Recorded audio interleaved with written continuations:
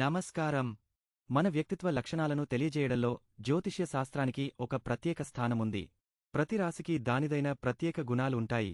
కొందరు జరిగిన విషయాలను తేలికగా వదిలేస్తే, మరికొందరు మాత్రం మనసులో పెట్టుకుని చాలా కాలం గుర్తుంచుకుంటారు. ముఖ్యంగా వారికి ఎవరైనా అన్యాయం చేసినప్పుడు లేదా మోసం చేసినప్పుడు దాన్ని మర్చిపోవడం వారికి చాలా కష్టం. కొన్నిసార్లు ఆ కోపం, బాధ పగగా మారతాయి.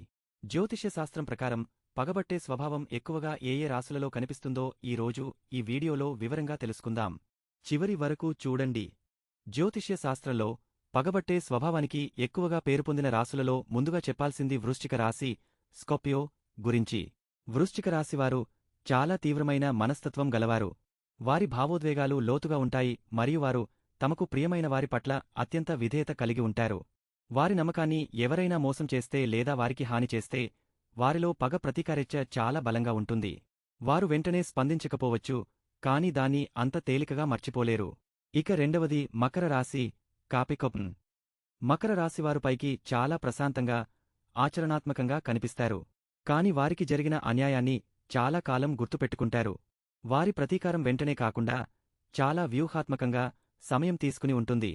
వారు తమకు హాని చేసిన వారిని శిక్షించడానికి లేదా వారిని బాధించినందుకు తగిన మూల్యం చెల్లించేలా చేయడానికి ప్రణాళికలు వేస్తారు. కాబట్టి జ్యోతిష్య శాస్త్రం ప్రకారం వృశ్చికం మరియు మకరం రాశులవారు పగబట్టే స్వభావం ఎక్కువగా కలిగి ఉంటారని చెబుతారు.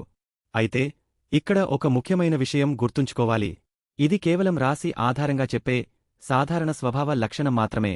ప్రతి వ్యక్తి ప్రత్యేకమైనవారు.